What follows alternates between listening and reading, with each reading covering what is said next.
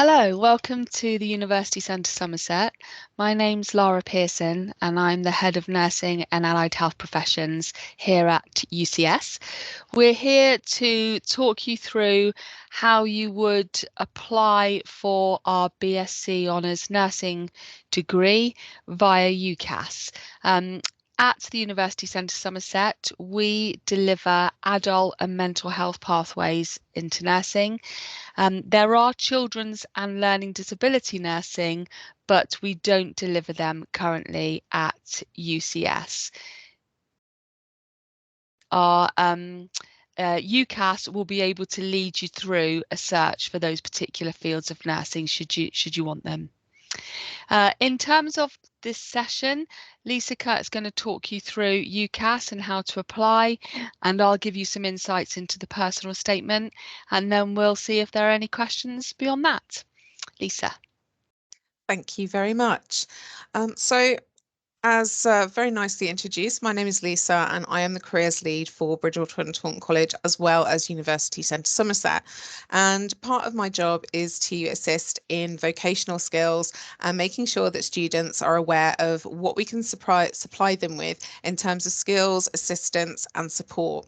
So what we'll be covering today in our session is what is UCAS. A lot of people have heard of UCAS. Some of you may have a little bit more in-depth knowledge, but we'll be going a little bit deeper into what it actually is. We're looking at applying through UCAS. We'll also be looking at what things you should be including in your application, as well as some hints and tips and things that you can do to make sure that your application stands out from the crowd. We'll be looking at things like, what is my personal statement? Why is it so important? A lot of people do get a bit confused by this. So it is important for you to know the difference between the statement section of your application and the application as a whole. Also, Laura will be talking about what we want to see in your statement. And that is something that's really important to take note of, because each individual institution will have set things that they will be looking for, but also there will be some overarching things that are always going to be on the search for in terms of admissions teams.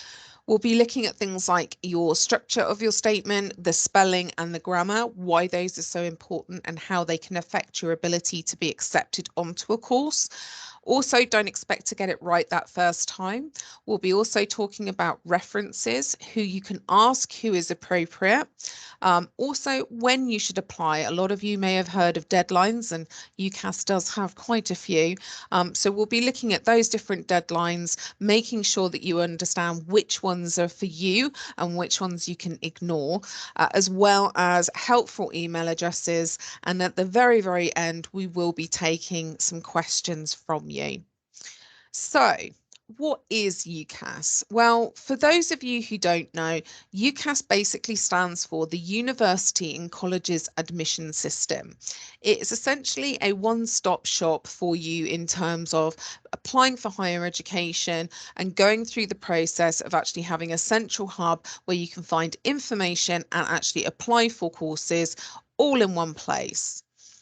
It's basically for everybody in the UK who wishes to apply for a full-time higher education course. So that would be things like foundation degrees, honours degrees, also some higher national diplomas, higher national certificates will also be on there, as well as master's qualifications as well, if they are straight through from degree to master's. So it's important to know that you apply through the UCAS system. If you do not apply through the UCAS system and the course you wish to do is full-time, they will not take it forward. It is going to cost you, unfortunately. Basically, they provide an administration hub. So when you send your application in, they then forward it to the universities you've applied for. And then when those universities reply, it goes back to UCAS and back to you. So that's what you're paying for, as well as all that useful information that is available on their website. In terms of the actual cost of UCAS, it will cost you £22.50 for one choice. If you pay for one choice, you will only be able to use that one choice. If you wish to use up to the 5 choices, then it will cost you £27. Now, what you can do is if you apply for one choice and then you decide after you've sent your application that you wish to add more applications onto that program, you can do that, but you will have to make up the difference from the £22.50 up to the £27. You can only apply once in a cycle, and a cycle is basically the full year. So usually applications for UCAS, they will open end of August, beginning of September, and then they will close around about the end of September in the following year. You cannot do more than one application in that cycle. If you try, it will be blacklisted and removed. So if you've already started an application, but maybe you've lost your password or something like that, there is a section on the application where you can actually put in your email and it will send you the password reset. So don't try to reapply because it won't like that and it won't let you do it. You can apply for up to 5 courses on one application, and that usually would be 5 courses in a similar vein. So for those of you who are looking at nurses, it might well be that you choose to apply one of those choices to UCS, one to somewhere like Plymouth, and maybe one to somewhere else in the country. But it is important that you know that you've only got 5 choices. The good thing, though, from the old system is that now you don't have to worry about what we used to refer to as the first, second, third choice dilemma. That essentially meant that individual institutions would know who you'd applied to as your first choice, so the place you really wanted to go, and then those that you wanted to go to as lesser options as second and third choices. While institutions may be aware that you've applied elsewhere, they don't necessarily know what order you have applied in, so there shouldn't be any problems with them telling you they haven't taken you because you weren't the first choice. And that application is absolutely crucial. In fact, a good application makes the difference between acceptance and non-acceptance. So it is really important to make sure that when you are applying through the UCAS website, that you are following all the instructions and that you are making sure that you keep abreast of everything that needs to be entered. But the most important thing about the entire application is that personal statement. It's called a personal statement for a reason, and we will be touching on that in a little bit. So when you come to apply through the UCAS system, the first thing that you're going to do is you're going to register. So basically from the main home page, you will see up in the top right-hand corner of the screen, there's a small icon that looks like a little person, and it will give you a drop-down menu and it will ask you to register or sign in. So basically your first time you will register, and that involves you basically putting in all of your personal details, so your name, your address, and remember this is the address that we will be able to contact you at, as well as things like your email address, your phone number, and your mobile number. Do keep in mind that when you're adding in things like your email address, that it must be a current email address. Do not use a college email address if you are at college, because all colleges generally at the end of each year wipe off the system all of the college applications and all of the college emails. As a consequence, if they're then trying to get in contact with you through the UCAS system over the summer break, they won't be able to do that by email. So make sure that you're using your own personal email address. So once you've got all of this information on the main hub through the registration process, you will then go on to the application proper.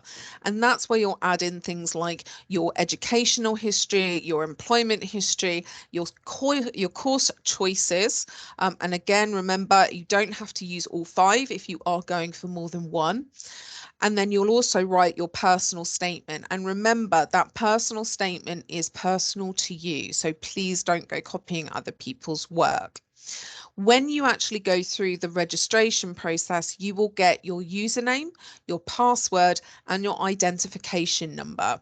So you'll need your username and your password when you log in and out of the system. And please do remember, especially if you're sharing a computer or a PC in a college, for argument's sake, that when you finish with your application, make sure you log out completely. Don't just shut the page down and off you go, because people can potentially come behind you and open that page up if you do it that way. If you log out, then in order for them to get back in, they'd have to log in with your details, which hopefully you will be keeping private. So make sure that when you're adding all of that information, that you've got something that you can record on. So whether that be your phone or a notepad, something you can keep your username, your password, and your ID number safe, because you will need your ID number when you go through the track system, which is what you will be using once you've sent your application. So you'll also need to add a reference to your application. If you're a student at a college, you are going to basically be using your tutor. So make sure that you know which tutor you are going to choose. Sometimes it's taken out of your hands and there is only one tutor who deals with those references. You can always ask about that. If, however, you are not a current student, then you're likely to find that your reference is going to be something that you will have to source yourself. And that can be a current or a previous employer, ideally in the area that you're currently wanting to work in if you're doing voluntary. Do keep in mind that employment does not have to be paid.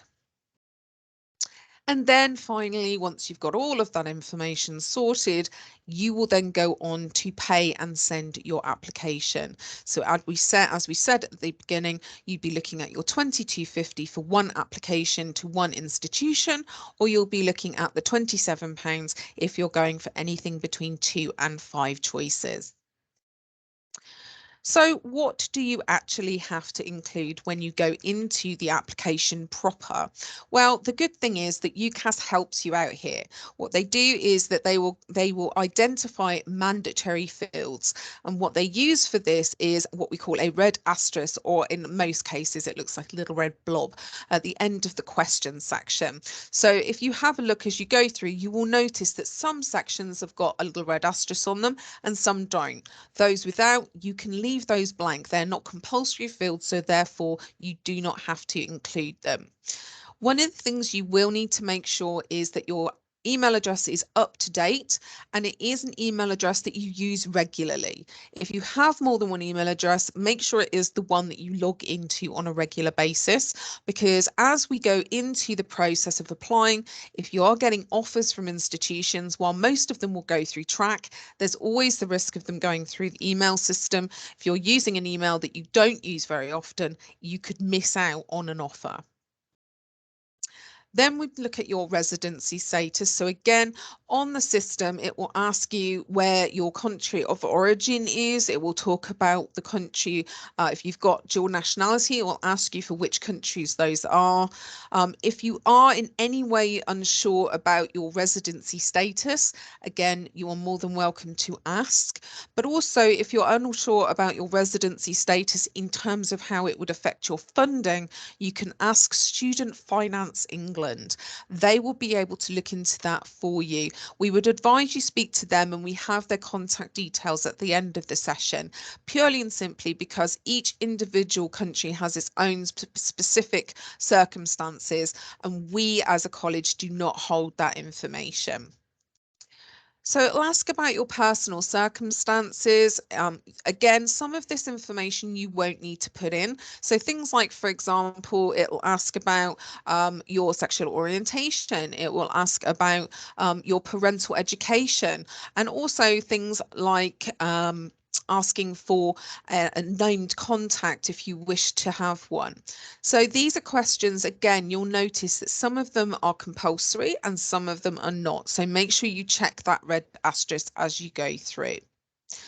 If you require a buzzword, it will happen in your registration phase. Each college has an individual buzzword established to it. So if you are currently at a college, just ask your tutor.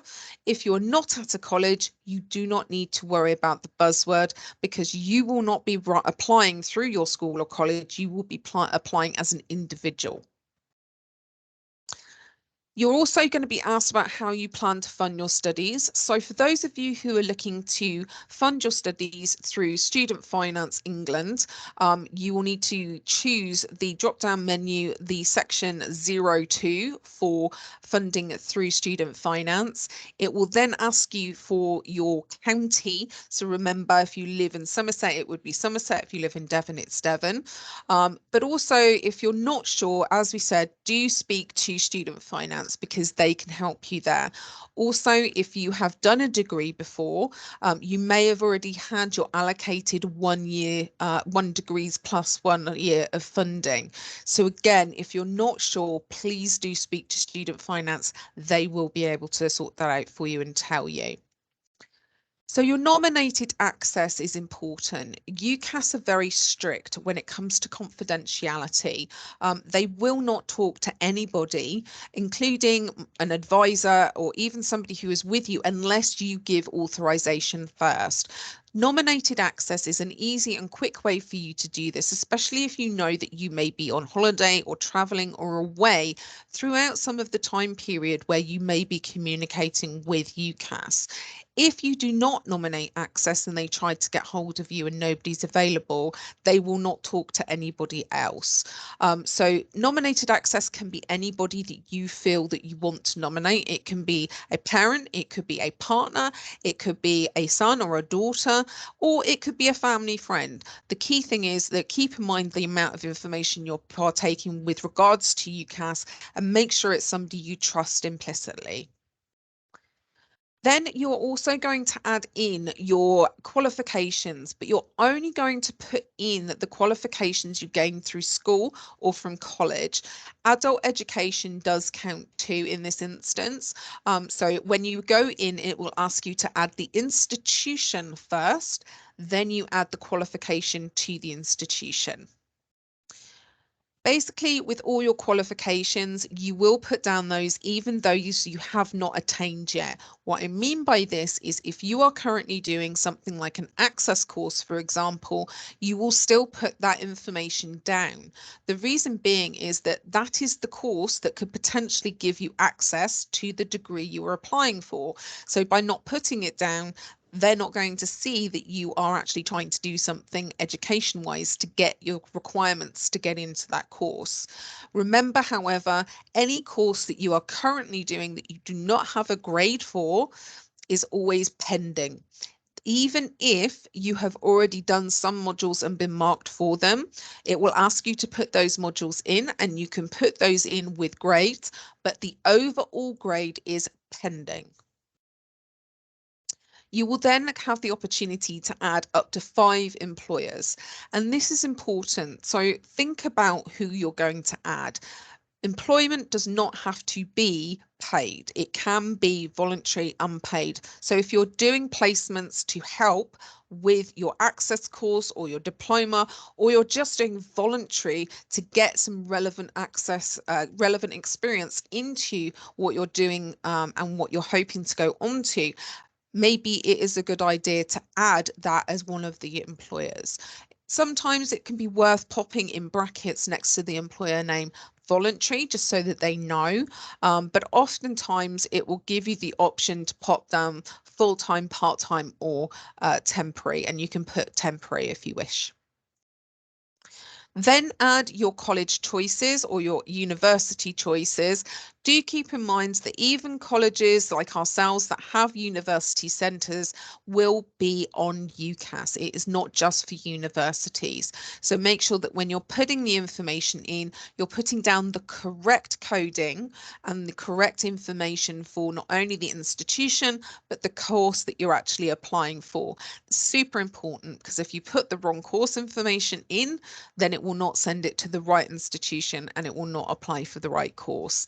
However, once you've chosen the institution, only courses that that institution runs will come up. So that will give you a clue if you can't find it on the list.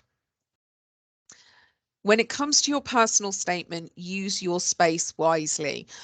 A lot of people freak out when they hear about the limited space and character allowance that's available. However, it is perfectly reasonable and perfectly possible to write a statement within this field without having to go overboard and without having to try and add more characters. In fact, the system itself generally will not allow you to save a document if it goes over the character allowance. So make sure you're under your character allowance, which we will talk a little bit more about as we go forward. And then finally, your reference information. As I said before, with the references, if you are currently in education, it will be the reference will be pretty much done by the institution, and it will be done directly. So you don't really have to do anything other than remember to apply through the school or college section and use the buzzword and choose the right department for your course. If, however, you are in employment and you've been out of education between that 3 to 5 year bracket, then you will basically be putting the reference information into the system, and then it will contact the reference to let them know that they need to provide the reference for you. Keep in mind, however, that a reference can take a little while to put together, okay, and we will touch on the sorts of things that can go into a reference a little bit later in the presentation, but make sure that you do let the person know that you are putting them down as a referee, because otherwise it can be a little bit scary when you get a reference request and you're not expecting it. So just some helpful tips and hints, so things that will hopefully help you in getting your statement and getting your application together. Probably the most important thing is take your time and get things right. Don't rush things. Set yourself a deadline and stick to that deadline. If you're in college, your tutor will have generally done this for you, and that deadline as general rule will be around about the time of the Christmas holidays or just before the Christmas break. If you are going for a high demand course such as nursing, and the same goes for any type of nursing, so whether it be adult, child, mental health, or learning difficulties, or if you're going for a midwifery course, for example, then do make sure you set yourself a target of a deadline and that it is fairly early. Realistically, we would advise end of October, middle of November is a good time to get that application off. While universities are not technically meant to allocate spaces until after the on-time deadline, some do. So it's important to make sure that if you're applying for more than one institution, that you know that you've got that application off within good time, that they can look at it and arrange your interview. Make sure that when you're putting your qualifications onto your application, that you have the actual certification to hand. And this is really important because they will need a lot of information, including the awarding body information, which is all on the certificates. Remember, this system, as you go through it, will allow you to save sections as you go. So you don't have to do the whole thing all in one go. And in fact, most people, I would advise that you don't try to do it all in one go because there's a lot of information to add. The mandatory questions, as I said, are marked with a red asterisk. As I said before, some of the computers I've seen, these red asterisks will essentially just kind of look like a little red blob. But basically, if you see that there's a little red mark next to the question, then that is a compulsory field. There is also a fail-safe if you then get to the end of the section and you will see that there is a little box that says section completed. When you tick that and then you hit save, if the entirety of that section has not been completed, UCAS will not allow you to section complete it, and it will highlight the area that needs to be dealt with. It's also worth remembering that on that section, on the question and answer section, there is often a drop down menu on the actual answer box or on the question box. That is something I recommend that you use, because if you try to actually put it in manually, it will delete it when you save it. And often it's the wording is very specific. So use those drop down menus just to make your life a little bit easier. UCAS is not a self-save system. So what I mean by that is if you then click to log off, or if you just close the window, it doesn't automatically save. So make sure at the end of every section that you tick the save button, even if you haven't finished, to make sure that each section is saved to the point where you are then ready to move on. And at the end of each section, if you have done everything that's been asked of you, you section complete and save. And what you will see on your hub, on the main section of your application when you log in and out of it, is it will show you each of the sections that you have done, and it will have a little tick next to the ones that are completed and have been section completed and saved. The ones that are still in progress, it will highlight so that you know which ones you still have work to do on and which ones you have completed. So a personal statement. What is it and why is it important? Well, the personal statement is often the one part of your application where basically it's your voice and your opportunity to add non-generic information. If you think about it, when an application goes through the system, often that application is going to be very similar to other applicants. So if you're going up against people who, for example, on the same course as you, the qualification is going to be the same. The experience may not be dissimilar, especially if you have to do work experience as part of your course. So a lot of the information that's actually on the application is very similar to other applicants. As a consequence of this, it's important that that statement is your opportunity to kind of make you stand out from the rest of the crowd. So that's why we have them. It is the most important part of that application for that very reason, and it can make the difference between an acceptance or not. It's important before you start your statement that you actually plan ahead. Don't just sit in front of the keyboard and hope that inspiration will strike, because it very rarely does. So one of the things that I would advise is making a mind map, or maybe a brainstorming idea, or even using what we call the post-it method, which involves getting a fresh pack of post-its and a pen or a pencil, carrying them around with you for a week or so. Every time inspiration flashes, every time you see a quote or hear something that you want to add, pop it onto a post-it note, and at the end of that week you will have a nice wad of different bits and pieces that you can add to your statement, but you can also move them around. You can stick them to the walls, the floors, the tables, but you can move them, and that will help you to kind of gather which section goes where and what should go in it. It can be that make or break element, so do take care when writing it. At the end of the day, you have 4,000 characters or 47 lines. 4,000 characters might sound like a lot, but actually that includes all your spaces or your punctuation. So when you break it down, it actually, on a word processing document, which is something that we do recommend you use, it's only just over a sheet of A4. So it's not actually that much. And often you'll find yourself thinking, oh crumbs, I'm never going to manage to do 4,000 characters. And when you do your character check, you'll think, oh crumbs, how did I manage to get 8,000 characters? And you'll have to go back and take bits out. So don't worry too much about the character allowance in the first couple of drafts. The first few drafts are an opportunity for you to get stuff down on paper. When you are looking at kind of refining things, that's when you need to think a little bit more about it. And what you can find is in word processing documents, especially on Word, if you go into editor, you will find that there is actually a section that will give you your character allowance with and without spaces. You want the number with spaces. If it's under 4,000, you're golden. Make sure that you get someone else to proofread your document, however. One of the things that we find quite often with students is that they will quite often proofread their own documents, and because they know what it's meant to say, entire sections can make very little sense. You can miss words, you can miss phrases, you can miss entire sections because your brain is filling in the gaps whether you want it to or not. So it's always a good idea to get an impartial third party who has no clue what that document is meant to say to do the proofreading for you. That way they can pick up on things, even little things like spelling and grammar. Those are the things you need to be careful of. If you're going to use a quote, which you absolutely can, make sure that number one, they make sense.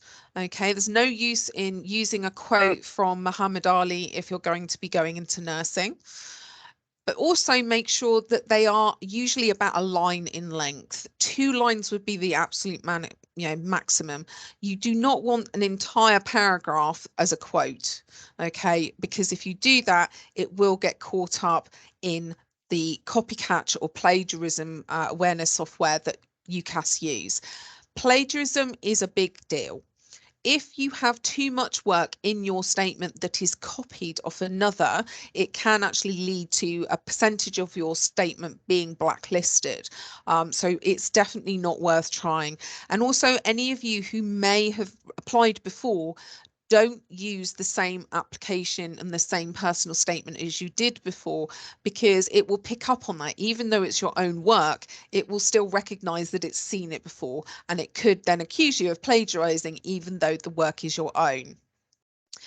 Most importantly, though, you want to show your passion for the subject. You want to make sure that they understand why you are applying, but also ideally don't use the word passion, passionate, or any derivative thereof, because passion as a word is very much overused, very similar to Duke of Edinburgh Bronze Award. So do take that into consideration.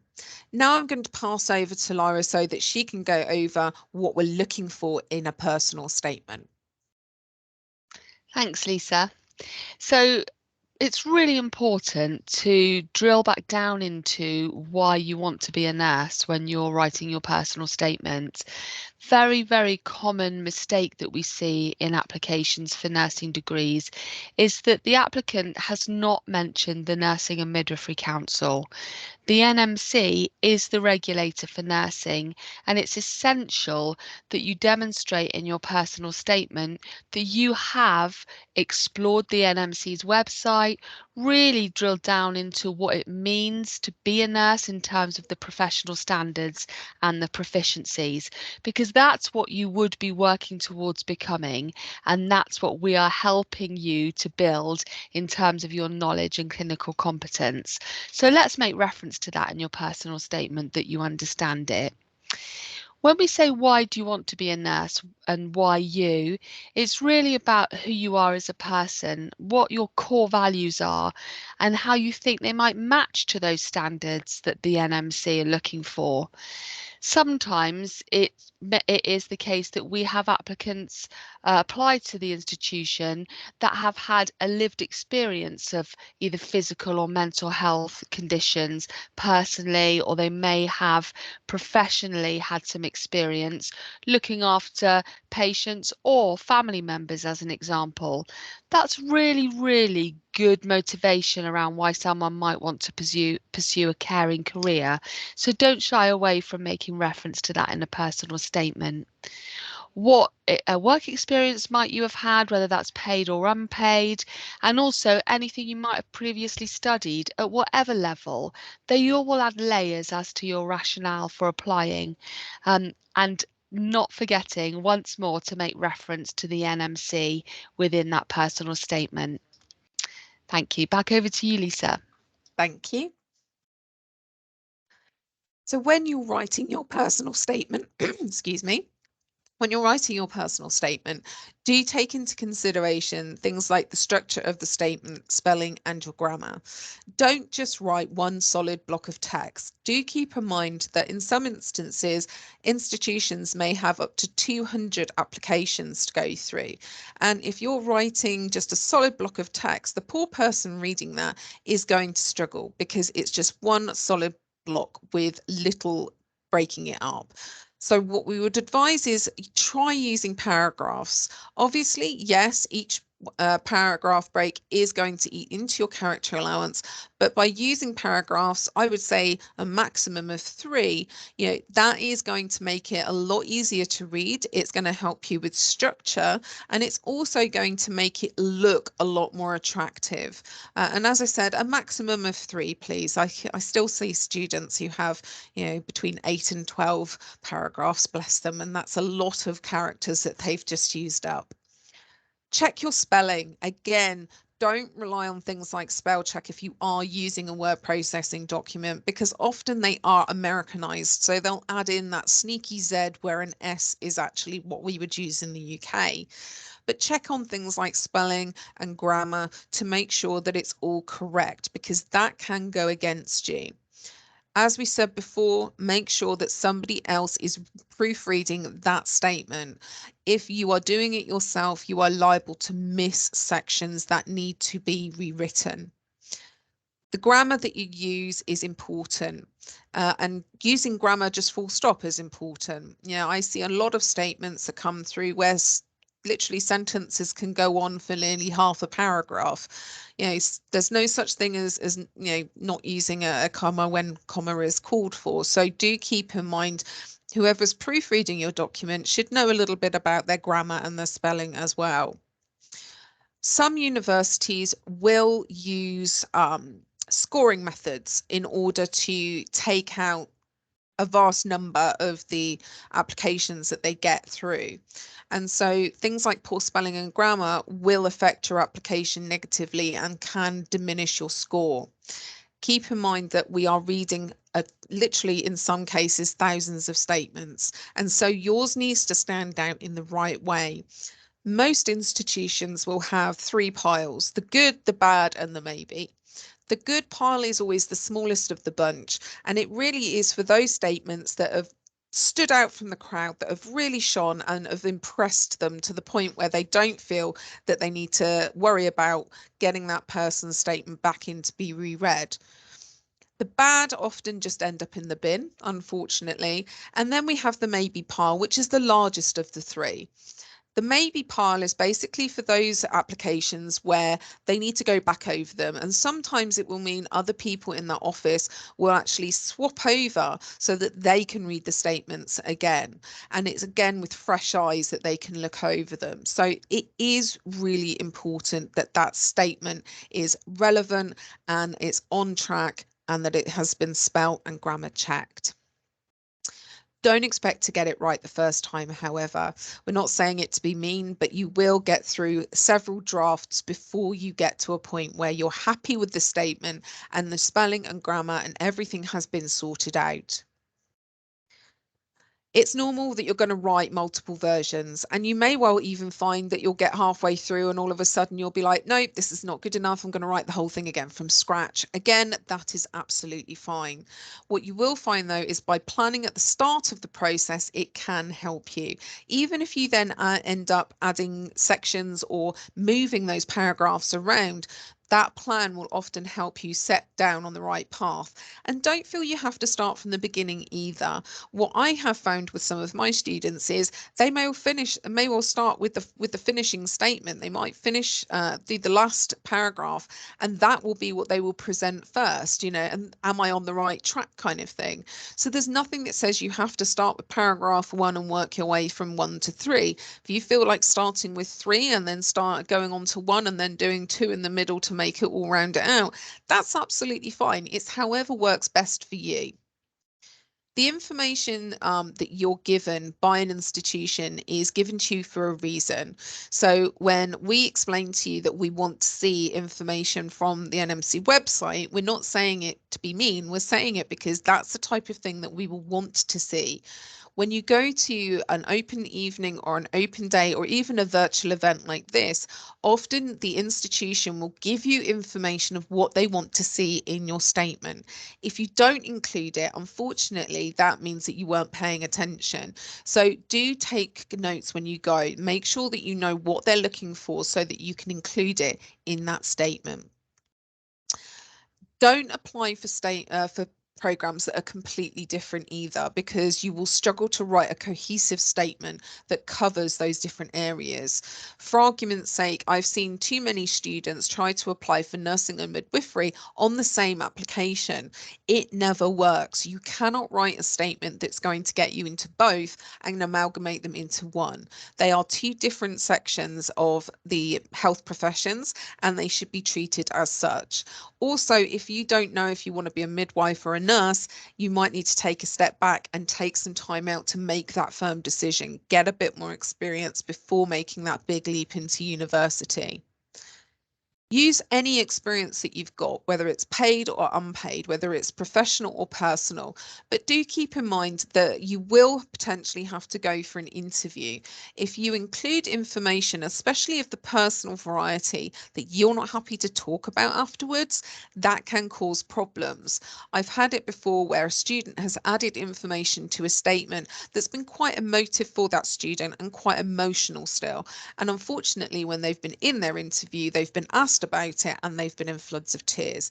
And again, that did not bode them well. So do keep in mind that any information you include in your statement is something you need to be willing to talk about in depth.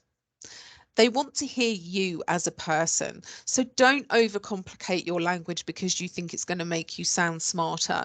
Don't go to the thesaurus every 5 minutes trying to find large words. If you don't talk that way, they will figure it out. Again, you are going to go for an interview.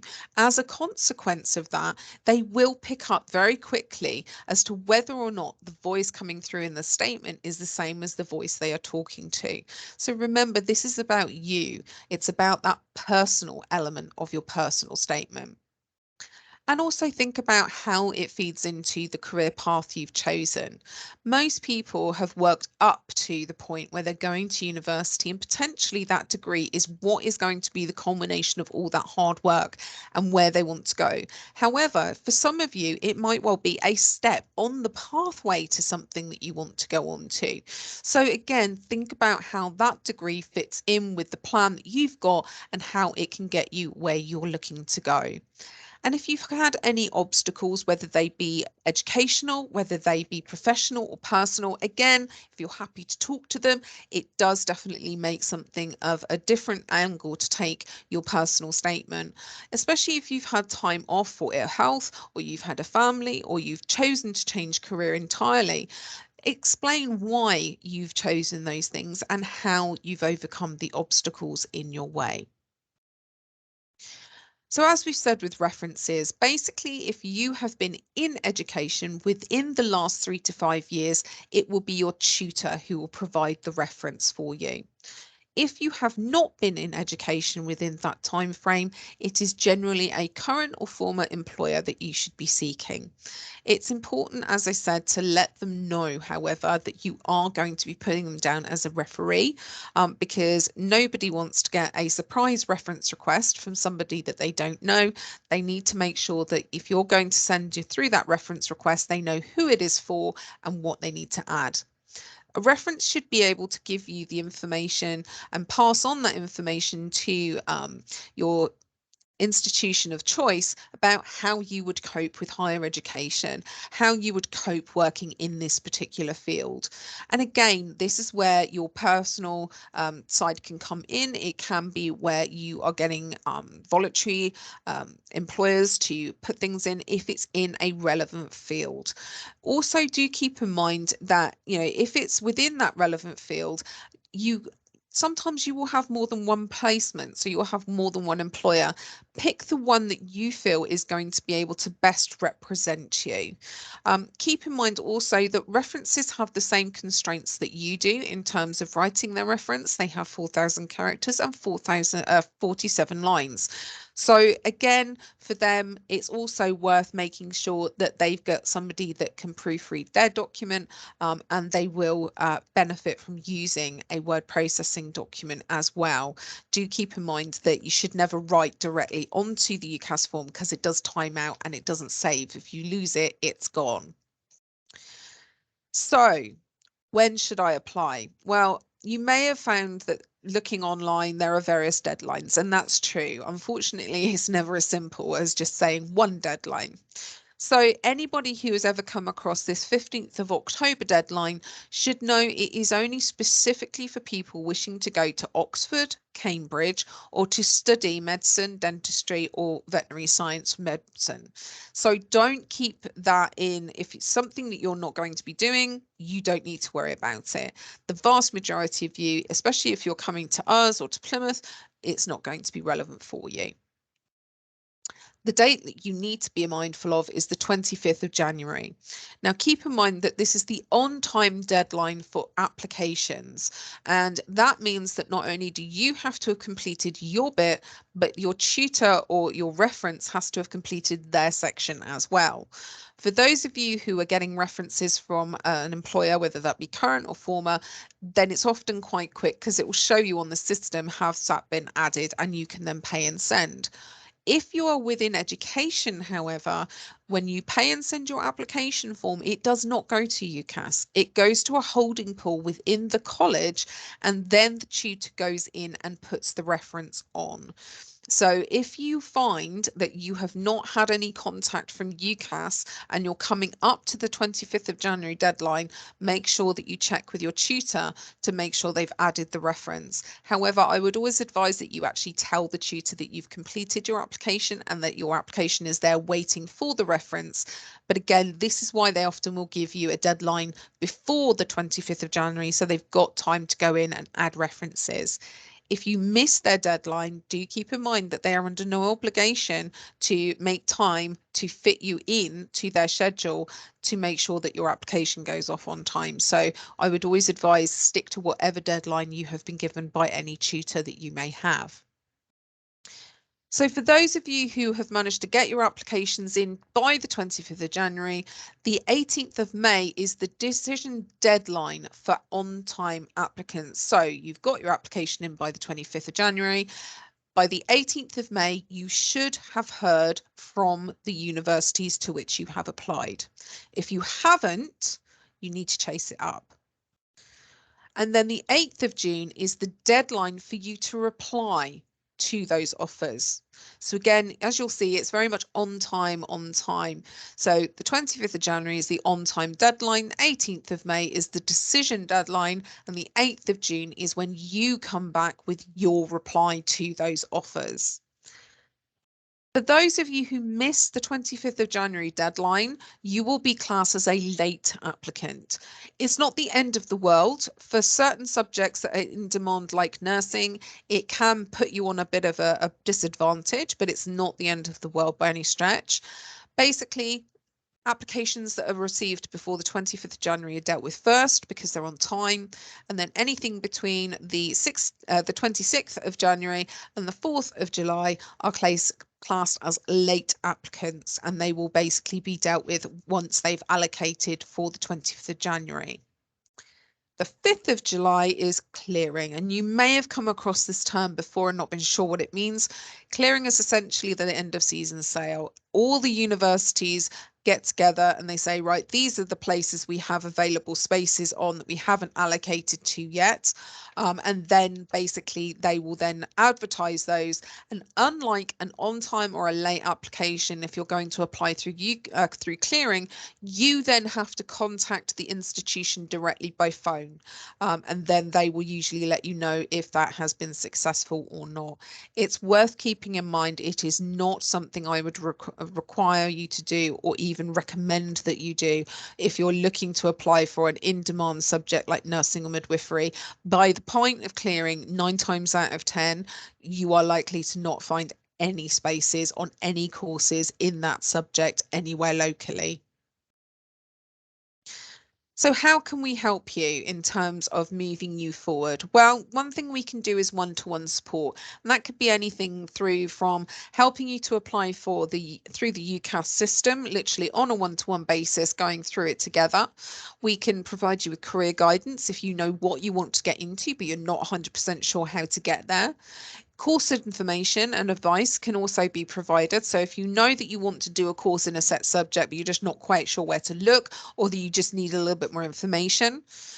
Help applying for student finance can also be offered by the college. Keep in mind that you do not need to be a student in order to use any of these services that we offer. And personal statement support is also available as well, whether that be helping you to initiate it, plan it, and actually get it started, or checking it once you have completed it. So in terms of helpful information, hopefully these will prove to be of benefit for you. So UCAS is basically the first port of call. A lot of information on the website will help you in different ways, from having a one-stop shop search that you can do for higher education courses in the whole of the UK, right the way through to help with writing personal statements, starting personal statements, including bits in your application and those sorts of things. If, however, you've got something that you want more help with, more one-to-one support with, then do feel free to come through to careers. You can either email us via careers@btc.ac.uk, or you can call us via 01823 366 510. You can either make an appointment, or if you just want to discuss something or ask a question, feel free. For those of you who need help with student finance, we would always advise that you start with student finance first. The reason being is that there are so many layers and nuances to student finance that it is impossible for us as a college to know all of them. So it's best to speak to them in that initial period. However, if you feel that you need help actually completing the application form, you are more than welcome to contact us via our student support at btc.ac.uk website email address, and they will then book an appointment for you and help you to go through it to the best of their ability. However, if you've got questions about am I eligible or anything like that, then I would always recommend that you start with student finance first, whether that be to email them or to phone them. If you do phone them though, do keep in mind that certain times of the year, especially around October and November, the beginning of November, it can be a little bit busier because that's when the students have just started their courses and they might have queries of their own. And that's it from me. I'll pass back to Lara. Thank you. Thanks, Lisa. So just before I see if we have any questions, I just wanted to reiterate what the offer is at the University Centre Somerset. We deliver BSc Honours Nursing degrees in adult and mental health pathways. We have been accredited to deliver these programmes since July 2021 by the Nursing and Midwifery Council, and we work in partnership with the University of the West of England to deliver that. So our degree is the University of the West of England's degree, but we're approved to deliver that here with our team at UCS. We have a very supportive learning community here at UCS, and we currently have 150 nursing students on programme with us. So it's a thriving community that's growing, brand new facilities that meet all of the requirements of the NMC for you to qualify through the programme to become a registered nurse. In terms of clinical practice placements, which are a requirement of the programme, we work in partnership with employer partners throughout Somerset to ensure that those placements are provided for you. So that is part of what we do for you in terms of arranging those placements and making sure that you are safe to go out there and well prepared to go out there to work with the public. So that's it from us. Do you have any questions for us at the end of this session? I will just stop the recording there.